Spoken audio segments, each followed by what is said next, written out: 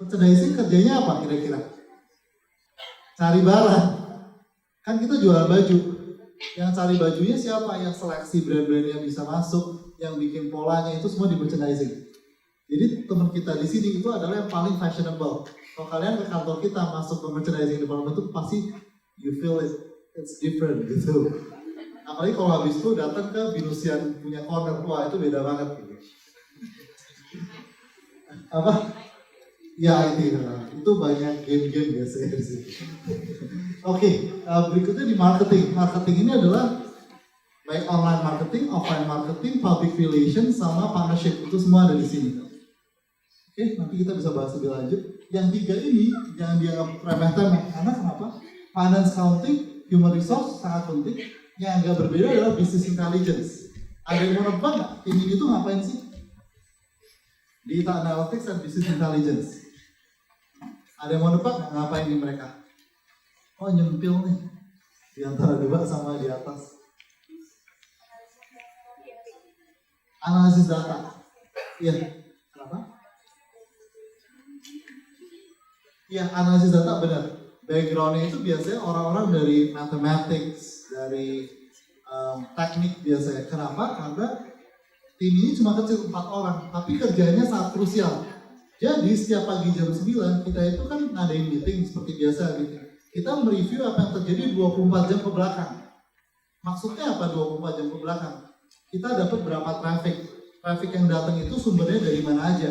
Yang organik berapa, yang email berapa, yang dari Facebook berapa, dari Instagram berapa, dari affiliate berapa. Dari traffic yang datang dari masing-masing sumber ini, bounce rate-nya berapa. Berapa yang masuk, baru 2 detik keluar lagi. Itu kan berarti bounce rate. Traffic-nya enggak kualitas bagus. Dari berapa juta traffic itu, berapa yang convert menjadi sales. Dan yang menjadi sales itu rata-rata tinggal di website itu berapa menit gitu. Itu semua kita bahas di tim ini. Sehingga ketika datang jam 9, datanya udah ada semua apa yang terjadi 24 jam ke belakang. Kita juga tahu barang yang terjual tuh ada berapa piece. Dari barang yang terjual berapa piece itu berapa yang kena diskon, berapa yang full price dan sebagainya. Semuanya dapat di situ. Oke, sekarang kita akan bahas supply chain untuk B2C. Sampai sini cukup jelas, terlalu cepat atau terlalu lambat? Oke, masih oke ya? Oke. Kita sekarang ingin bahas supply chain dari awal sampai akhir. Kalian nggak pernah tahu ketika kalian meninggalkan kampus ini yang nyaman, nggak ada macet, nanti kalian masuk perusahaan kanan kiri macet semua. Jadi paling nggak kalian keluar dari kampus ini, kalian udah tahu what's going on di dalam company-company yang lagi berkembang, salah satu e-commerce. Ini ada salah satu supply chain. Supply chain yang pertama pasti adalah product sourcing-nya. Pasti kalian berpikir-pikir, Berry-Berry tuh dapat produk dari mana, benar nggak? Ini dia. Ada yang familiar dengan 5 metode ini? Jadi yang pertama consignment. Ada yang masukin barang nggak? Ada yang jualan di Tokopedia nggak? Bukalapak? Nggak ada. Oh Tokopedia, oke. Biasanya kalau di kampus-kampus sangat banyak. Saya cukup terkejut. Oke. Biasanya ada yang punya label sendiri. Belum ada yang punya brand sendiri. Belum ya? Oke. Kita harus pupuk itu karena 2 dari 3 Binusian akan menjadi entrepreneurs. Oke. Jadi yang pertama ada consignment. Consignment ini artinya adalah UKM-UKM itu titip barang di kita, lalu kalau terjual itu kita share profit. Saya ambil 30% misalkan, atau saya ambil 25%. Jadi as simple as that. Kebanyakan adalah UKM-UKM ini masih usaha-usaha rumahan yang punya batik 6 style, terus dikirim ke kita jualan. Yang tadinya jualan di Tanah Abang atau jualan di ITC, punya satu toko, yang datang ya customer yang datang ke ITC. Tiba-tiba masuk dari BMK ada yang order dari Makassar, Jayapura, Medan gitu. Sehingga kita bertemu bersama. Yang kedua adalah direct purchase. Ini contohnya barang-barang seperti Nike, seperti Adidas. Kita nggak mungkin minta mereka untuk consignment. Kenapa? Karena mereka sudah bisa masuk ke mall, ngapain consignment sama BMK. That's what they think. Oke, nomor 3 adalah private label. Private label ini adalah barang-barang yang kita desain dari awal. Kita kalau kalian ke kantor kita itu ada desainer. Desainer ini bikin desain, setiap hari ada puluhan, nanti kita produksi. Itu yang kita sebut dengan private label. Ada yang tahu cross-dock nggak?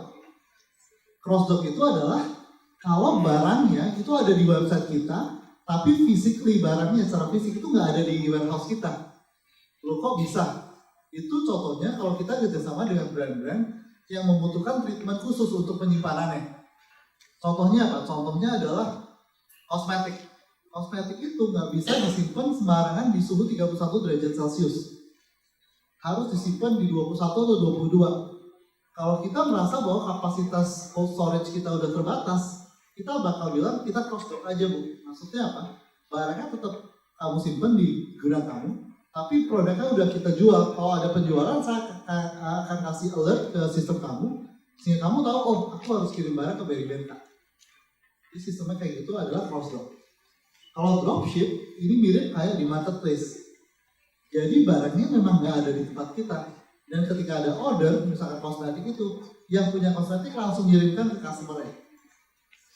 Yang kita pakai di Berrybenka adalah 1 sampai 4. Ada yang bisa jawab nggak? Kenapa kita nggak pakai nomor 5? Kenapa sistem nomor 5 ini nggak kita pakai di Berrybenka? Mau jawab? Soalnya kalau dropship tuh lebih umum kalau kita ngambil barang orang, kita jualin lagi. Oke. Jadi ada perantara. Sedangkan kalau bisa Berrybenka kan orang beli langsung ke Berrybenka, nggak ada transaksi, nggak ada perantara. Oke. Nggak bisa jualin lagi. Nggak bisa jualin lagi. Yes, oke. Ada benernya, tapi oke, saya ambil jawabannya ya. Jadi kita nggak dropship karena customer experience-nya bisa jelek. Karena misalkan saya kerjasama sama body shop, semua tahu body shop ya? Misalkan saya taruh semua barang body shop di tempat saya, ini krim ini masih ada 50, 40. Kalau sistem dropship, itu tergantung dia mau update inventory-nya se-frequent apa. Bisa-bisa di gudang dia tinggal 2, tapi dia lupa update, terus saya masih 40 di sini. Ketika ada sales 10, yang dia bisa penuhi cuma 2.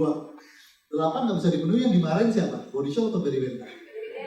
Iya, kita kemarin Berrybenka ya. Bercanda. Jadi artinya kalau 5 ini itu sangat beresiko untuk kita. Karena kita nggak bisa count on them. Nggak semua dari orang-orang dropship ini reliable. Karena biasanya yang mau dropship ini kemungkinan adalah mereka nggak punya stok banyak.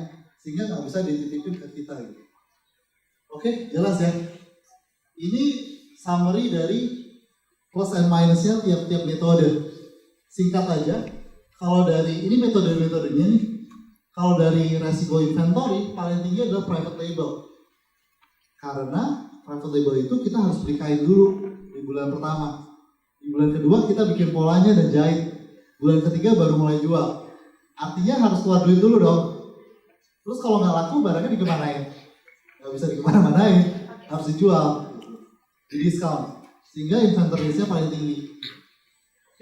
Kalau fulfillment risk paling tinggi adalah dropship yang barusan saya jelasin nih.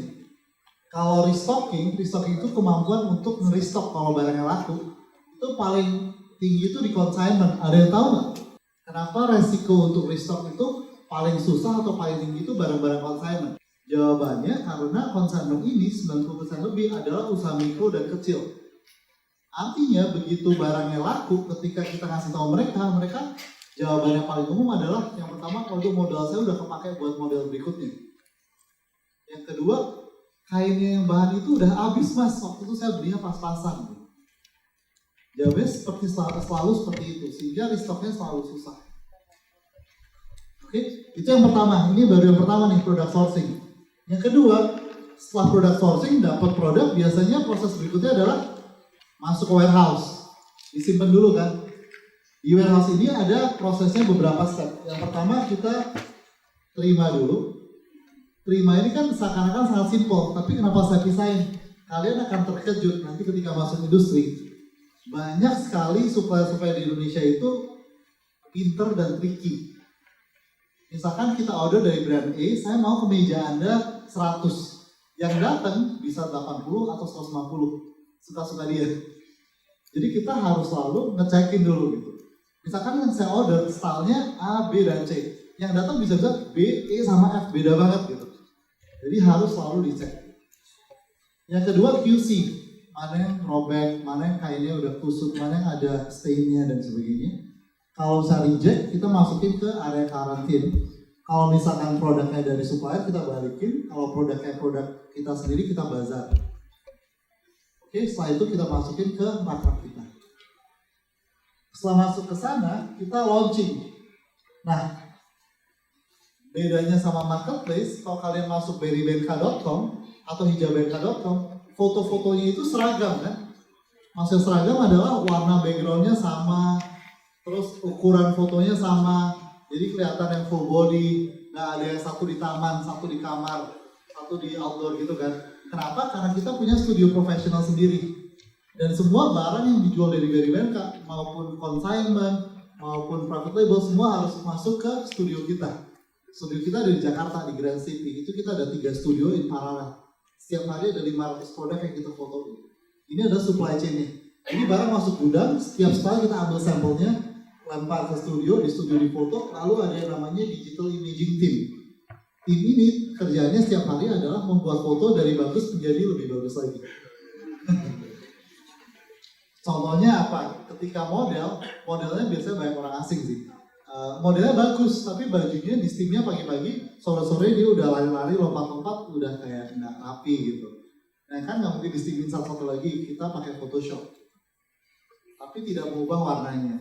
Yang kedua, modelnya cantik, ganteng, tapi ada jerawatnya banyak. Kan nggak mungkin kita biarin, ya kita Photoshop juga. Itu ada di digital imaging ini. Setelah itu baru kita masukin ke website untuk di-launch. Oke, setelah di-launch, jadinya apa? Moga-moga orang beli kan? Begitu orang beli, ada yang namanya order fulfillment and delivery.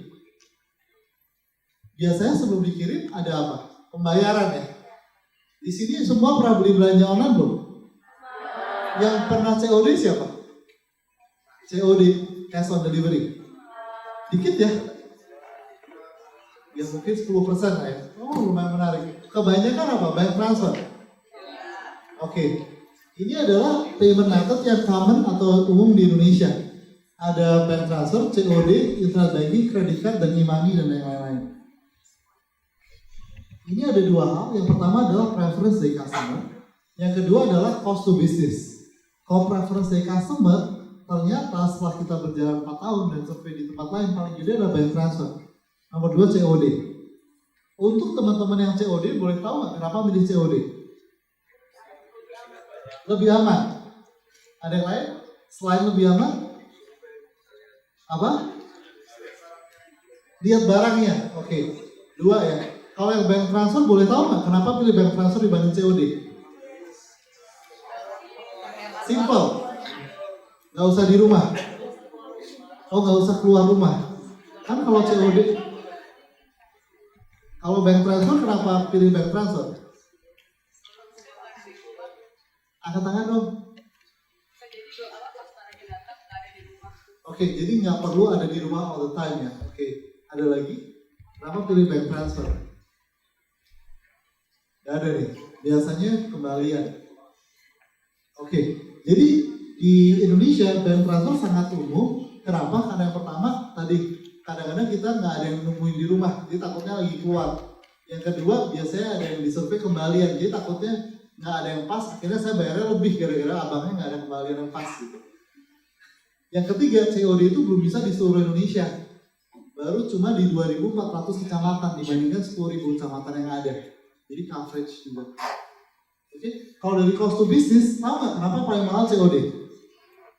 Ada yang menebak? Apa? Angkat tangan, angkat tangan. Silakan.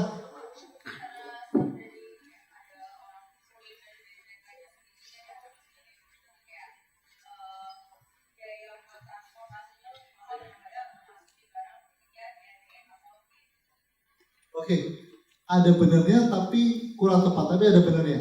Artinya ada biaya tambahan untuk COD ini. COD ini kurirnya nggak bisa sembarangan. Kenapa? Kalian bayangin satu kurir itu, kalian pernah lihat ini nggak? Kurir-kurirnya Lazada lah atau kurir-kurir JNE.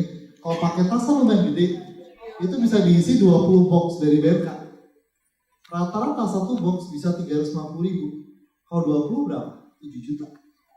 Kalian bayangin kurir-kurir sepeda motor, JNE dan lain, megang duit 7 juta sehari. Yang kabur itu nggak bisa dihitung pakai jari. Banyak. Dan udah kejadian, untungnya nggak sama Berrybenka, tapi sama e-commerce lain kejadian ratusan juta. Karena uangnya itu kan dipegang dulu, dan dipegang itu nggak di stok tiap hari. Bisa berapa hari dulu baru dia ke kantor. Dan kantornya kadang-kadang bukan kantor JNE, tapi kantor outsourcingnya JNE di kota Palu, di kabupaten ini gitu. Sehingga banyak sekali potensi lubang-lubangnya. Sehingga perusahaan-perusahaan seperti JNE atau yang lain, itu mau COD asalkan ada biaya tambahan. Jadi biasanya misalkan kalian beli 300.000 di Berry BNK. Saya mau ngirim ke Serpong aja. Serpong biayanya misalkan 9.000 per kilo. Saya bayarnya kalau bank transfer itu 9.000 net, udah cuma 9.000. Kalau COD saya bayarnya 9.000 ditambah 2,5% dikali 300.000. Artinya 9.000 ditambah 7.500. Saya bayar JNE atau logistik yang lain 16.500 hanya karena customer milih COD. Ini udah pasti duit saya hilang, cash hilang kan. Begitu nyampe ke rumah kalian nggak ada di tempat. Lagi kuliah nih, gimana mas? Besok aja deh. Udah nyampe ke situ, balik lagi ke hubnya dia. Besok dikirim lagi, dia ngecat ke kita lagi sekali 9.000. Artinya 16.500 tambah 9.000, 25.500 gitu. Jadi biaya gitu-gitu sangat banyak, sehingga kita nggak suka COD. Tapi kalau kita hilangin COD, customer masih banyak yang pengen COD, terutama yang di luar kota, karena mereka banyak yang istilahnya belum nyaman kalau bank transfer, takutnya uangnya yang transfer terus nggak ada barangnya. Sampai sini jelas ya. Jadi COD itu cost of business-nya gede. Jadi kalau kalian mau bikin online shop, hati-hati sama COD ya. COD is good tapi it's expensive. Okay. Ini adalah logistik yang kita pakai. Kalian mungkin akan terkejut juga. Ternyata